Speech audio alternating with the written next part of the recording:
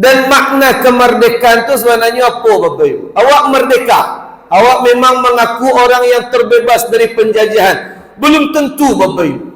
Memang dari segi penjajahan Belanda, penjajahan Jepang, kita bebas. Tapi kalau penjajahan keimanan, dari segi penjajahan kebodohan akan ilmu, betapa banyak di antara kita Bapak Ibu yang masih terikat dengan penjajahan dan perbudakan itu. Kadang sampai kini Bapak Ibu, awak sebenarnya belum merdeka sebenarnya.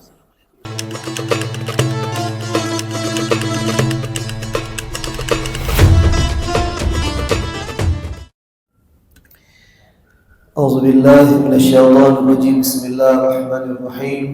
Assalamualaikum warahmatullahi wabarakatuh. Ai mamanciang kamalalo singgah sebentar ke lembah anai. Ibu-ibu yang tak menjawab salam ambo doakan lakinya berbini celai. Assalamualaikum warahmatullahi wabarakatuh. Alhamdulillah wassalatu wassalamu ala Rasulillah wa ala alihi wa ashabihi wa mawalah. La haula wa la quwata illa billah, amma ba'd. Puji dan syukur kepada Allah Subhanahu wa taala, kemudian salawat berangkaikan salam kepada Rasulullah sallallahu alaihi wasallam dengan mengucapkan Allahumma salli ala Muhammad wa ala ali Muhammad. Yang sama-sama kita hormati, kita muliakan Bapak Ibu Ustaz Zulhamdi, Ketua MUI Padang Panjang. Kemudian Ustaz Jasriman, Ketua Masjid Nurul Huda Silayang Padang Panjang. Kemudian banyak guru-guru yang hadir, Ustaz Dahlan, Ustaz Adi, Ustaz Indra Mardi, banyak guru-guru yang tak bisa kita sebutkan satu persatu. Yang mudah-mudahan Bapak Ibu, kita sadunya yang hadir di masjid pagi hari kini, Allah kumpulkan kita di masjid, nanti berkumpul bersama di dalam syurganya. Bapak Ibu yang dimuliakan oleh Allah Subhanahu wa taala, kajian yang akan kita sampaikan Bapak Ibu sesuai tema yang sudah disiapkan oleh pengurus, yaitu menjadi manusia yang merdeka. Kalau Indonesia merdeka itu kan 7 Agustus Bapak Ibu sebentar lagi. Dan makna kemerdekaan itu sebenarnya apa Bapak Ibu? Awak merdeka, awak memang mengaku orang yang terbebas dari penjajahan. Belum tentu Bapak Ibu. Memang dari segi penjajahan Belanda, penjajahan Jepang, kita bebas.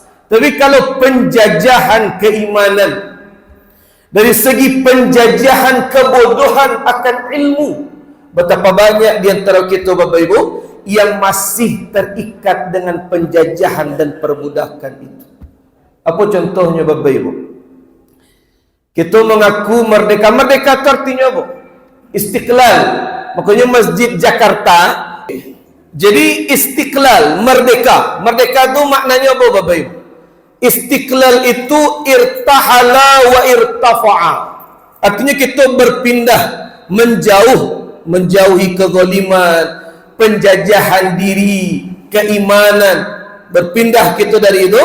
Kemudian wartafa'a, naik derajat kita tinggi di sisi Allah Subhanahu wa taala. Awak mengaku merdeka, tapi kadang hati masih gelisah. Bu, Pak tanya bocik, kita jujur-jujuran saja Bapak Ibu. Ada tak di antara kita, siapapun lah orangnya, rumahnya mewah, pitihnya banyak, harta melimpah, tapi hatinya kok selalu dirundu gelisah, khawatir, ketakutan. Rumah mewah, tapi isinya seperti neraka Bapak Ibu. Ada tidak? Banyak Bapak Ibu. Betapa banyak orang-orang rumahnya mewah miliaran, tapi lalu saja susah. Ada tidak? Aduh Bapak Ibu. Itu yang membuktikan hakikatnya kita belum merdeka Bapak Ibu. Kita hanya bisa membeli kasur, tapi tidak bisa membeli tidur. Makanya kalau orang yang merdeka tu hatinya tenang, hatinya lapang, sobok je orang tersenyum, indah wajahnya. Maka orang yang masih dirundu dengan perbudakan tadi, hatinya tu tidak akan pernah tenang, bahagia dan tentram Bapak Ibu. Caranya Pak Ustaz, gampang saja Bapak Ibu. Yang pertama, datang ke masjid, solat berjamaah. Cara hati biar tenang. Nabi SAW mengatakan, majtama'a qaumun fi baitin min buyutillah, tidaklah berkumpul sekelompok orang di masjid, di rumah, di antara rumah-rumahnya Allah, yatsluna fihi kitab Allah, mereka baca ayat Al-Quran di dalamnya, wa yatadarasunahu fima bainahum, mereka kaji maknanya, pengajian mereka hadir, illa nazalat alaihimus sakinah, Allah turunkan ketenangan ke dalam hati mereka. Jadi kalau kita ni tenang hati Bapak Ibu, datang ke masjid solat berjamaah. Bu, Pak, tanya mau sebentar. Solat berjamaah bagi laki-laki itu wajib atau tidak? Solat berjamaah bagi laki-laki wajib atau tidak? Bagi ibu wajib atau tidak? Tidak. Kalau tidak mengaji ibu kemari. Banyak orang bertanya Bapak Ibu, Ustaz, kami nan laki-laki Ustaz, wajib ke masjid atau tidak? Ya memang kalau kita bahas hukum fikihnya banyak ulama beda pendapat. Ada yang mengatakan wajib, ada yang mengatakan sunnah muakkadah, ada yang mengatakan sunnah kifayah, ada ulama yang mengatakan fardu kifayah, beraneka ragam. Cuman kalau Ambo Bulia menyampaikan satu hadis saja Bapak Ibu, tidak usah kita putuskan hukum lah, dibahas para ulama. Cuma Ambo ingin menyampaikan satu hadis saja. Nabi Bapak Ibu ketika beliau selesai menjadi imam, Assalamualaikum warahmatullahi, Assalamualaikum warahmatullahi. Nabi itu kan berputar duduk ke belakang Bapak Ibu, mencaliak makmum di belakang. Kemudian ketika Nabi melihat ke belakang, Nabi inspeksi, di absen satu persatu makmum sahabat di belakang. Asyahidun fulan, asyahidun fulan, masih fulannya, si fulan mana? Lam arahu fil masjid, tak nampaknya di masjid. Di mana? Sahabat yang lain mengatakan, hum yusalluna fi buyutihim ya Rasulullah, mereka solat di rumah mereka ya Rasul. Kata Nabi Bapak Ibu, la yantahiyanna laki-laki yang kini ndak kamu saji, biswa ndak lonyo kamu saji, la uharriqanna alaihim buyutahum, saya bakar rumah-rumah mereka. Kira-kira kalau Nabi ada di padang panjang Bapak Ibu, lawarabanya rumah dibakar. Ikut kajian sehari-hari memang segi kuranginya. Oh indah. Oh. Datang ke masjid, hati tenang, jiwa kita tentram, dekat dengan Allah Subhanahu wa taala. Kan begitu. Solat ke masjid berjamaah ke Bapak Ibu, keutamaannya tu banyak kebaikan. Imam Bukhari meriwayatkan hadis dalam kitab Sahih Bukhari milik beliau. Imam Muslim meriwayatkan hadis yang sama dalam kitab Sahih Muslim milik beliau. Imam Nawawi meriwayatkan dalam kitab Riyadhus Shalihin milik beliau. Hadis yang sama. Apa bunyi hadisnya Bapak Ibu? Man tawaddu'a wa ahsana wudu'ah. Siapa yang bau dua di rumahnya sebelumnya datang ke masjid dan dia sempurnakan wuduknya, maka langkah yang pertama dari depan pintu rumahnya Allah angkat satu derajat untuknya. Langkah kedua, ketiga, Ambo tadi dari Aceh itu nampak rombongan ibu-ibu jalan kemari, jalan kaki. Itu satu langkah kaki yang Bapak Ibu lakukan ke masjid menghapuskan dosa-dosa kita. Bayangkan. Sudahlah derajat kita diangkat oleh Allah. Kan begitu kata ulama tadi. Irtahala minaz zulmi fartafa. Dia berpindah meninggalkan kezaliman dan derajatnya tinggi dekat dengan Allah. Salah satunya menjadi abdun hurriyun, hamba merdeka itu adalah dengan mendekatkan diri kepada Allah, datang ke masjid solat berjamaah. Makanya hakim pengadilan yang mengicik kambo Bapak Ibu, kok hakim pengadilan ngicik kok? Ustaz Salman, ketua pengadilan agama Bukit Tinggi. Kalau dicaliak Bapak Ibu, suami istri banyak yang bercerai, perselisihan di rumah tangga. Ketika diinterogasi Bapak Ibu, kebanyakan terjadi yang suaminya tu dah ada kamu saji. Jauh dari cahaya-cahaya. Ketika suami isteri lah jauh dari perintah Allah, maka rumah tangga tu hancur berantakan. Tak ada gunanya piti banyak tapi hati itu bermasalah juga. Saya lihat. Tapi kalau hidupnya sederhana tapi dia rajin solat berjamaah ke masjid, rumah tangganya insya-Allah bahagia Bapak Ibu. Insya-Allah. Itu jaminan. Perceraian, perselisihan, diperbudak dunia, itu luar biasa rumah tangga. Cuba kita lihat Bapak Ibu. Bu, Pak, perceraian itu kan banyak intinya tu 85% karena ekonomi. Coba kita buktikan Bapak Ibu. Piti suami itu piti sia Bapak Ibu. Piti sia? Piti istri. Piti istri piti sia. Kalau mak dia awak. Piti laki piti sia. Piti awak. Piti awak piti sia. Ya wih macam ibu. Mana baca hari juga Bapak Ibu. Uang suami adalah uang istri tetap uang istri. Itu kalimat dalam agama atau ibu saja yang buik-buik? Dalam Dalam agama. Alah salah pede lu menjawab Bapak Ibu. Sejak bila lu dalam agama dah ada Bapak Ibu. Tanya ke Ustazul Hamdi itu. Dalam agama, dalam Al-Quran kan ada. Lirijali nasibum mimma iktasabu walin nisa'i nasibum mimma iktasabna. Uang laki-laki gua punya laki-laki, uang perempuan punya perempuan. Itu dalam agama. Kalau ustaz ba ambo ngarati, piti ambo ya bini je macam itu.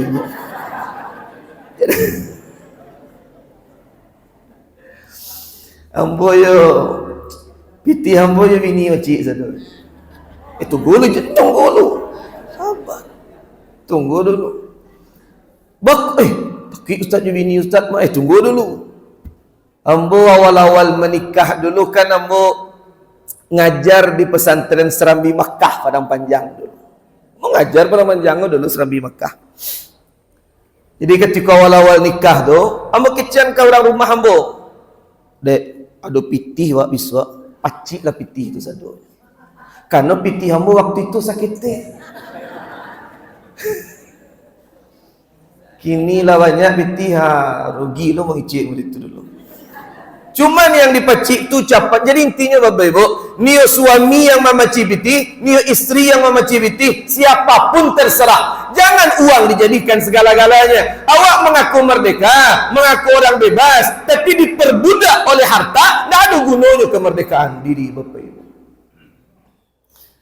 Tak ada yang menjamin kebahagiaan kecuali dekat dengan Allah Subhanahu wa taala.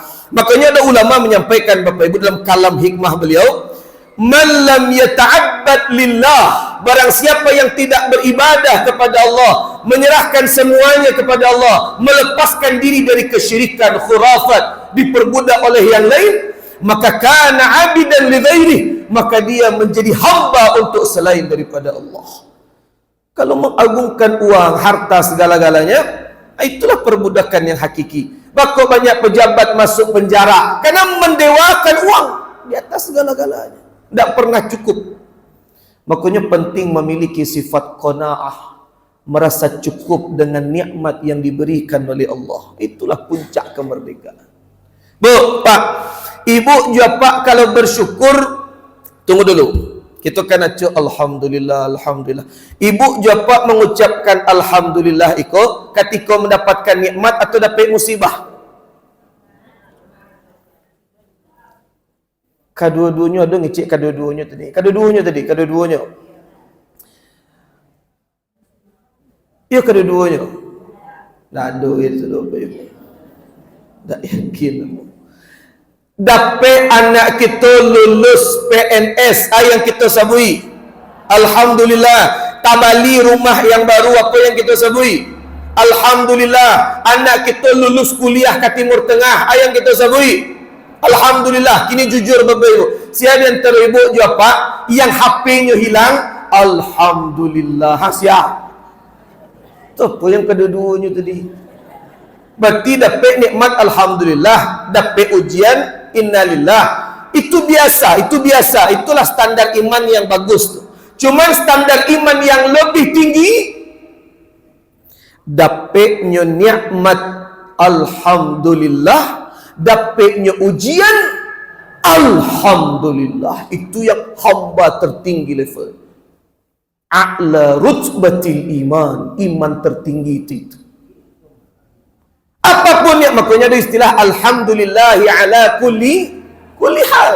Alhamdulillah atas segala sesuatu. Tenang hati itu Bapak Ibu. Contohnya membuktikan gini, baku alhamdulillah itu penting Bapak Ibu. Nikmat ujian tetap alhamdulillah. Contoh, ambo lihat banyak yang jonda kamari tadi Bapak Ibu. Ketikanya pulang ke rumah beko selesai kajian, pulang. Kemudian wal'iyadu billah, mudah-mudahan tidak terjadi. Jatuhnya di aspal. Kemudian luku tangannya. Ayangnya sabit, alhamdulillah ya Allah, untung lai tangan saja yang luku.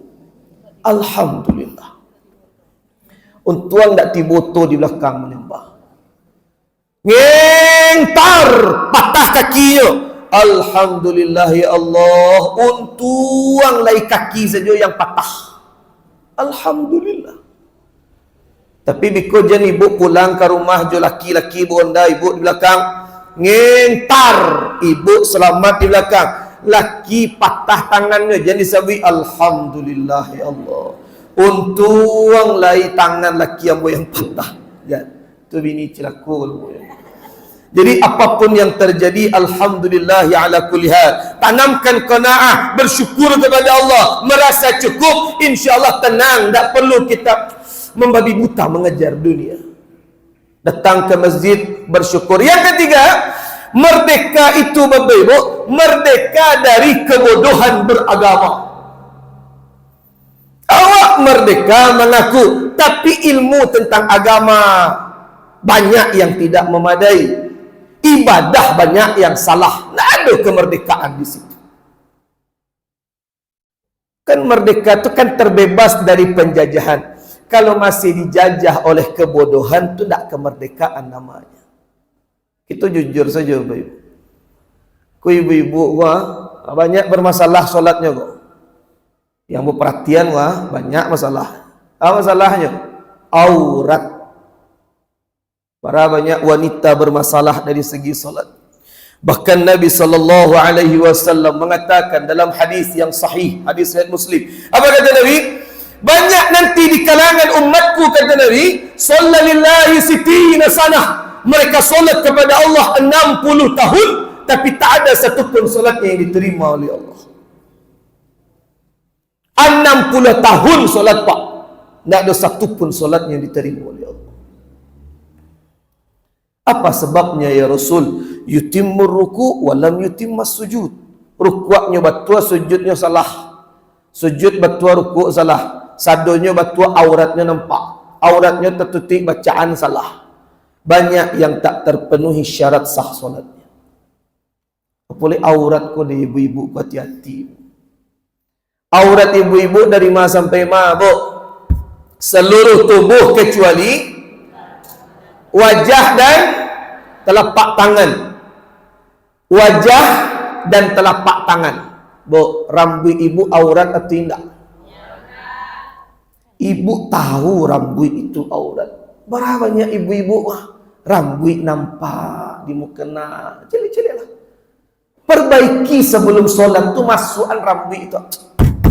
Indak kini lo dimasukan lo baik.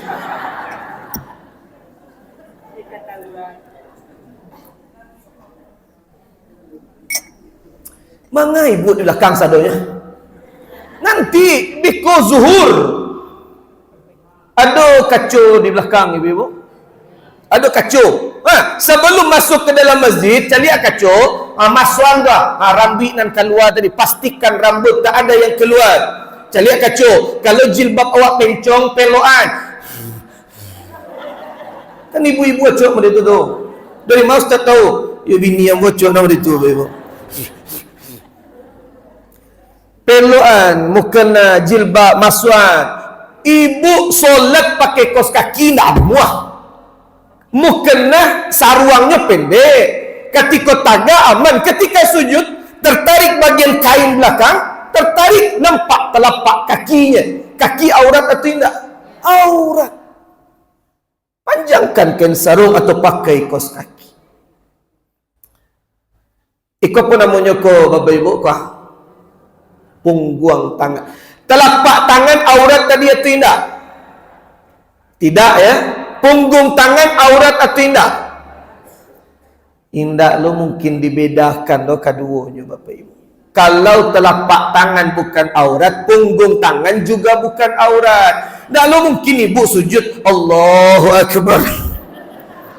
Jadi punggung tangan sama hukumnya dengan telapak tangan. Yang aurat itu pergelangan ke bawah. Hati-hati, perhatikan aurat kita. Kok bapak jangan galak saja pak.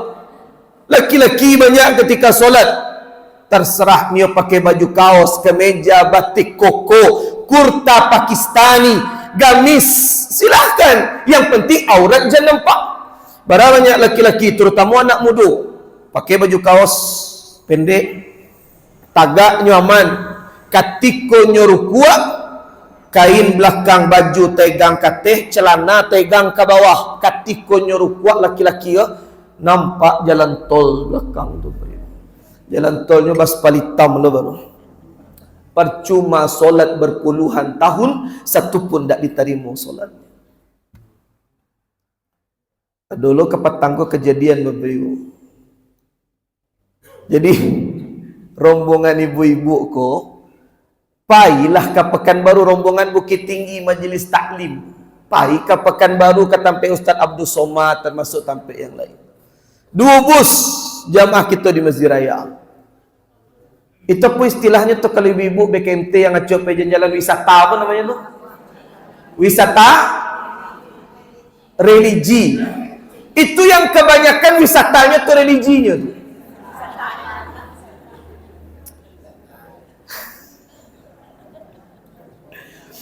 Yang paling banyak yang ibu dapat ilmu yang disampaikan ustaz ketika wisata religi atau foto di galeri HP. Jadi apa nan wisata religi sebenarnya? Bu, datanglah mereka ke Pekanbaru. Akhirnya pulang dari Pekanbaru balik ke Bukit Tinggi, solat di pom bensin di Musajid Rancak. Kalau dari arah Pekanbaru ke Bukit kan ada Kelok 9. Setelah Kelok 9 kan ada Pertamina sebelah kanan. Lewat dari Kelok 9. Kalau dari Bukit Tinggi berarti sebelum Kelok 9 sebelah kiri. Solatlah rombongan ibu-ibu ko dengan ustaz pembimbingnya 3 orang di situ, solat jamak di situ. Selesai, jadi mereka ko solatlah jam 9 malam. Berarti itu jamak takdim atau takhir namanya. Takhir. Berhenti di Sinan, solat Isya dulu mereka 4 rakaat. Setelah selesai solat Isya, solat Maghrib lain. Solat Maghribnya kosor jadi 2. Maghrib dikosor menjadi 2. Wih, mandanga itu agak emosi lo bukan? Ambo emosinya, baku emosi ambo.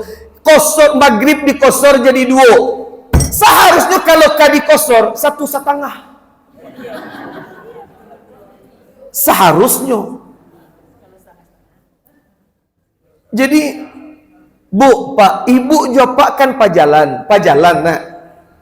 Betapa banyak orang yang masih keliru dan salah tentang masalah jamaah dan qasar itu. Ibu-ibu ku bercerita Bapak Ibu, ibu-ibu ku cerita, Ustaz. Kami waktu itu banyak kesalahan di Pekanbaru Ustaz. Jamaah takdim, zuhur dengan asar dikerjakan di waktu zuhur. Selesai salat zuhur, Assalamualaikum warahmatullahi. Assalamualaikum warahmatullahi. Ada ibu-ibu ko yang sudah berniat jamak dari awal. Jadi selesai zuhur langsung nyetaga salat asar. Ada ibu-ibu yang lain ini niatnya cuma zuhur saja, lupanya niat jamak. Selesai salam salat zuhur, Assalamualaikum warahmatullahi. Assalamualaikum warahmatullahi. Nyoca lihat kiri kanan, banyak jamaah ibu-ibu yang menjamak. Menjamak orang mah jamak lo lah hambo kecil. Jamak lolah ambo kecilnya. Nyo niatkan itu selesai salam. Tagaknya solat asar. Tak bisa Bapak Ibu. Tak bisa.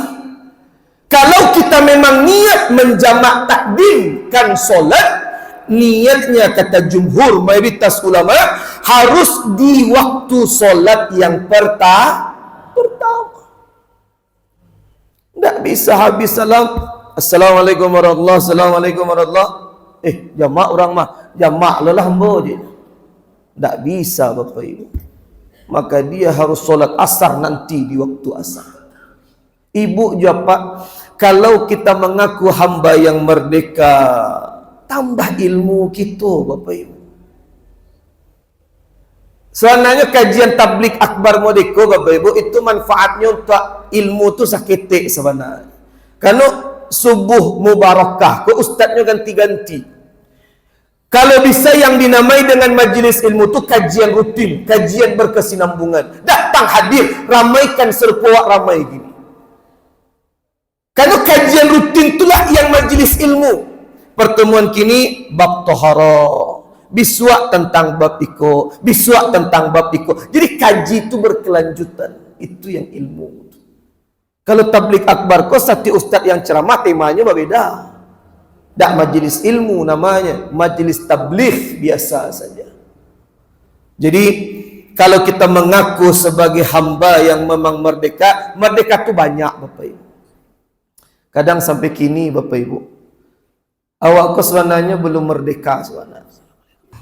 Nah, kita lanjutkan Bapak Ibu. Jadi tambah pengetahuan kita, tambah keilmuan kita. Bu, Pak, tunggu dulu.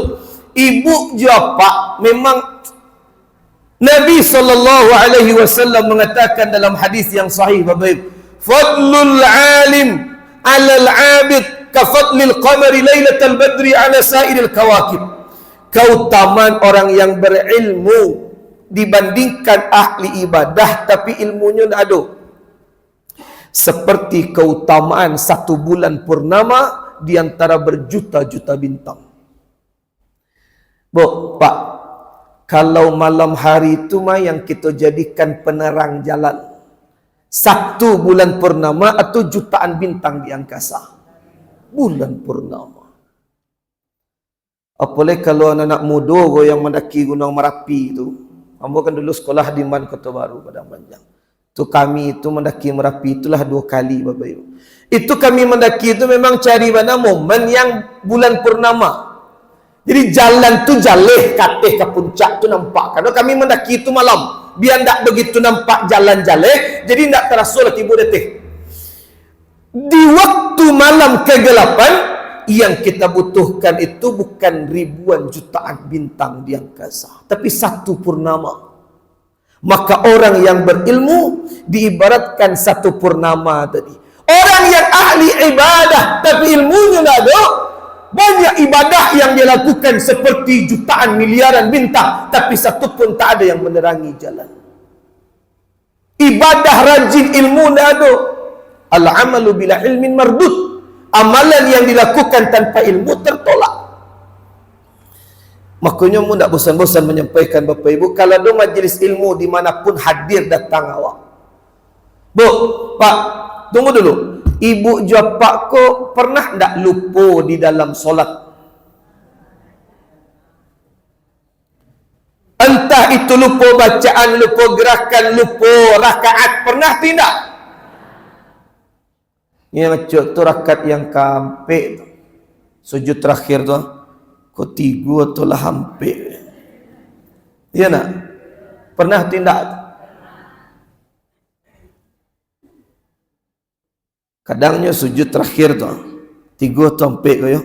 3 salah aja. Tu batua tu.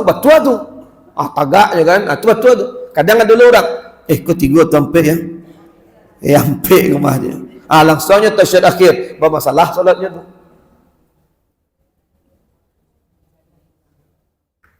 Nyo la tagak gua, la tagaknya lurih. Lupa tasyahud awal. Nyo la lurih tagak gua, Rakaat ketiga, tak kenal je nyo. Lupa tasyahud awal kecil. Mai yang kita lakukan, awaklah tagak lurus tapi alun baca Al-Fatihah lain. Lanjut tagak atau balik ke bawah? Awaklah tagak lurus tapi belum membaca Al-Fatihah, lanjut tagak atau balik ke bawah? Banyak ragu Bapak Ibu. Apa yang kita lakukan? Awaklah lurus tagak, balik ke bawah. Awak lakukan itu, batal solat awak. Kalaulah lurus tagak walaupun belum membaca Al-Fatihah. Nabi kan pernah mengalami itu dulu Bapak Ibu ketika beliau menjadi imam. Nabi lah tagak lurus, kecil sahabat di belakang, subhanallah, subhanallah. Nabi tak turun ke bawah, Nabi lanjutkan solat because sebelum salam sujud sahwi itu apa yang dibaca Bapak Ibu? Kan fil alamina innaka hamidum, kan sujud sahwi dah sekali, dua kali. Yang dibaca ketika sujud tu subhana man la yanamu wa la yashu. Itu sebenarnya dalilnya istihsan. Ustaz, tak hafal kami yang subhana man la yanamu wa la yashu Ustaz. Baca saja doa sujud biasa. Subhana rabbiyal a'la wa bihamdihi. Tak juga hafal Ustaz, kami baru belajar solat Ustaz. Baca sajalah subhanallah, boleh. Tak juga hafal Ustaz. Niang zalalai Bapak Ibu. Niang zalal. Yang penting sujud dua karena bacanya kan tak wajib gitu. Jadi memang tak ada yang kita lakukan kecuali lapangkan hati, datang ke masjid, solat berjamaah, tambah pengetahuan kita, insya-Allah kita menjadi hamba yang benar-benar merdeka. Bersihkan hati awak balik. Bu, Pak, tunggu dulu Bapak Ibu. Awak mengaku merdeka, tapi awak masih memakan yang haram, mencari membabi buta, mencari dunia. Hati-hati Bapak Ibu, hati-hati. Ambo tentang masalah orang yang memakan harta orang lain, kau hati-hati Bapak Ibu. Kadang awak penyakit kecil, menganggap setelah kematian semua urusan itu selesai. Tak Bapak Ibu, hati-hati. Nyusuku meminjam pitih ke orang tapi tidak pernah dia kembalikan. Hati-hati mana tu Bapak Ibu. Banyak ustaz yang ceramah, setiap dosa diampuni kecuali syirik. Oh, tidak bisa Bapak Ibu. Bukan cuma syirik yang tidak diampuni. Dosa kepada manusia juga tak bisa dengan istighfar Bapak Ibu. Awak menyakiti perasaan orang, tidak bisa datang ke Makkah, di muka Kaabah, ya Allah, ampuni dosa hamba, kasih fulan ya Allah. Tak bisa. Dosa kepada Allah bisa dengan istighfar. Innal 'abda idza aznaba wa taba Allahu alaihi. Seorang hamba ketika dia berdosa, dia bertaubat kepada Allah, Allah terima taubatnya. Pezina dia di masa lalu, pejudi dia dulunya, peminum khamar dia masa mudanya, kalau dia bertaubat kepada Allah, taballahu alaihi, Allah terima taubatnya. Tapi dosa dengan manusia Bapak Ibu tidak bisa dengan istighfar. Temui yang bersangkutan, minta maaf kepadanya. Dengar kalimat amboko baik-baik Bapak Ibu, jangan kita lupakan, bawa sampai mati, tanam dalam dada kita. Jangan kita meninggalkan dunia kecuali selesai urusan kita dengan manusia. Dengar kalimatku Bapak Ibu. Jangan kita meninggal dunia kecuali selesai urusan kita dengan manusia. Harta mereka yang kita ambil, hati mereka yang kita sakiti. Ibu jawab ketika basobok le salaman Bapak Ibu. Salaman lain sama-sama awak. Oh, tidak ada di biasa. Oh, rayo saya Pak. Rayo saya.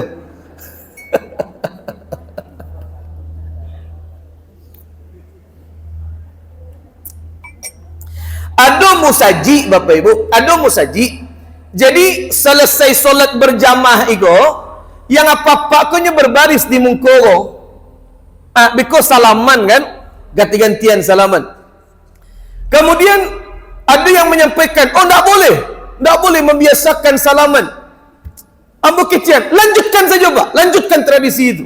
Salaman itu kan dalilnya umum tu Bapak Ibu. Kebaikan dari salaman itu luar biasa. Ma min muslimaini yaltaqiyani wa yatasafahan. Tidaklah dua muslim mereka bertemu dan berjabat tangan illa ghufira lahuma hatta yatafarraqa. Maka gugur dosa-dosa mereka sampai mereka berpisah satu dengan yang lain. Salaman tu menggugurkan dosa Bapak Ibu. Oh tapi ingat yang gugur tu dosa, ya hutang tak gugur. Hutang tetap dibayar. Cuman wak salaman tu gugur dosa-dosa kita.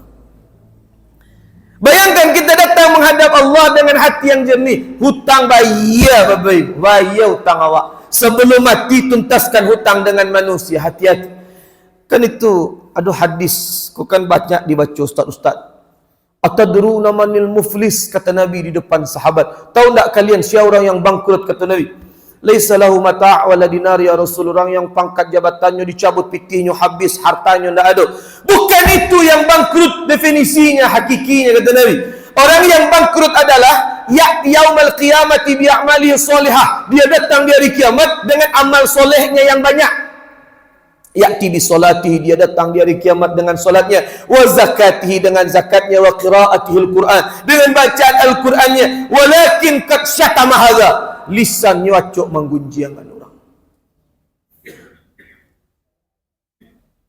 Mungkin ibu juga pak tidak pernah membaca hadis kau, mungkin Bapak Ibu. Nabi itu pernah jalan dengan sahabat. Nabi ya, jalan dengan sahabat. Kemudian di suatu tempat Nabi berhenti, fabakan nabiyyu bukaan ajila. Nabi menangis sejadi-jadinya. Kemudian bertanya sahabat di sekitar Nabi, ma bakaita ya Rasulullah? Apa yang membuat engkau menangis ya Rasul? Nabi mengatakan, dua kuburan di hadapan kita saat ini yu'adzabani, sedang diazab oleh Allah Subhanahu wa taala. Dan mereka berdua umatku, kata Nabi. Makanya sedih Nabi, menangis Nabi, umatnya diazab. Kemudian sahabat bertanya, mengapa Allah mengazab mereka berdua ya Rasul? Cik Nabi, Bapak Ibu, aku perhatian. Cik Nabi, penghuni kubur yang pertama, namam. Dari kata namimah, penggunjing, pemfitnah, adu domba. Kemanapun dia pergi melangkah, tak ada yang keluar dari mulutnya kecuali aib manusia. Dilapaunya menggunjiangan orang, sobok di tetangga kiri kanan menggunjiangan orang. Itulah penghuni kubur yang pertama. Sedangkan penghuni kubur yang kedua, yabul walam yastabri, pipis tapi tidak cebok. Bu, Pak, yang pertama panggunjiang, yang kedua pipis tidak cebok. Kini yang bertanya, perangai yang pertama panggunjiang kebanyakan ibu-ibu atau apa-apa.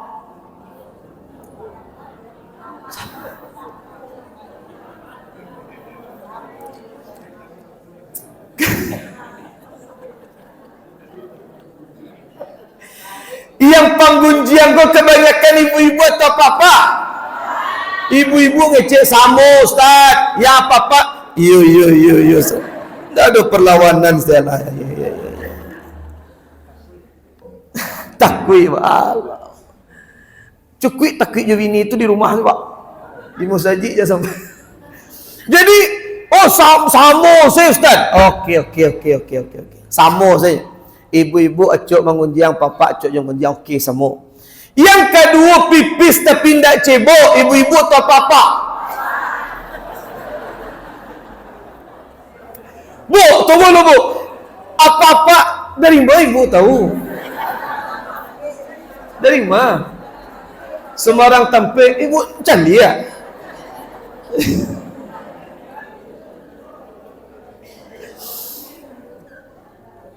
Yo, kalau manggunjiang gue yo samo lah bocah dia samo.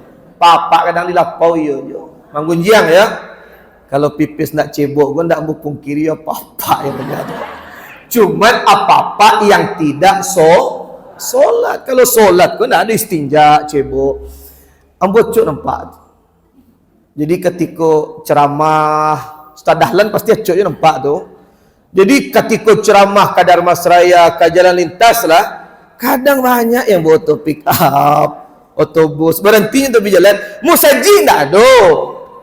Sungai tadi malam tak ada buaya lo di situ. WC umum tak nampak. Berhentinya tu.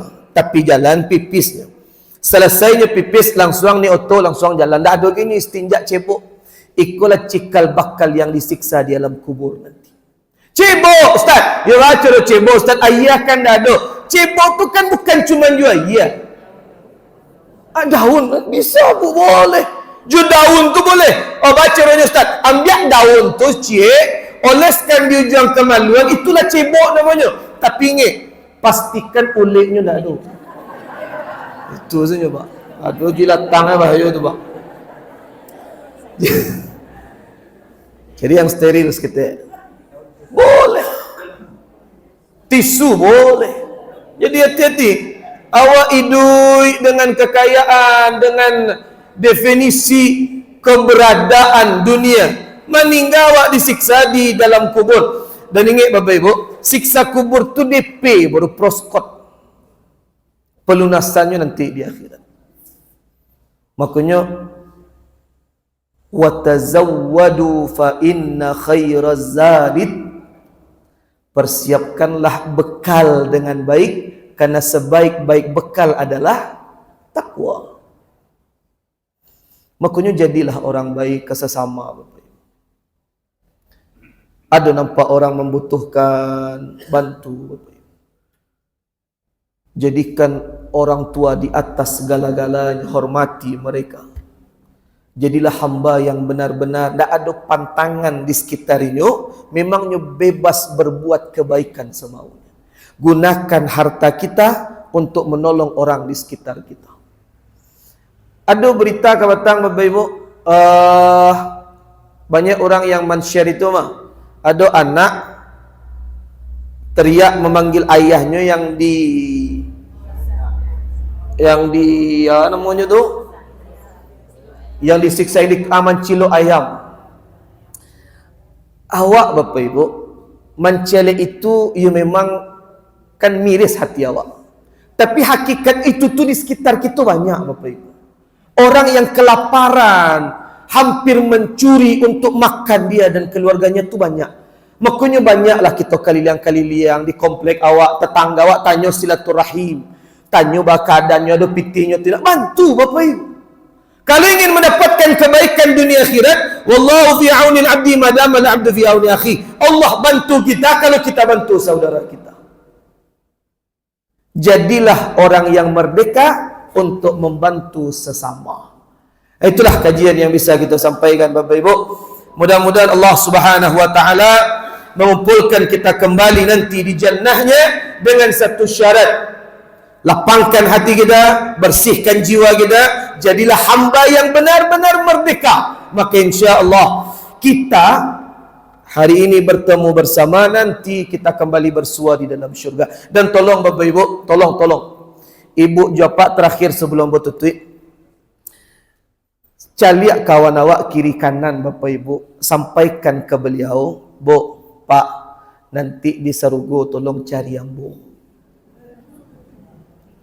Ambo tak bagarah.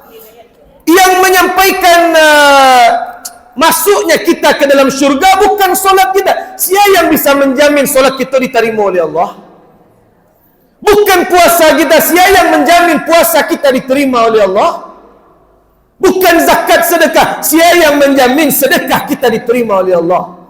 Maka yang menyelamatkan kita nanti masuk ke dalam syurga, fa asbahtum bi ni'matihi ikhwana.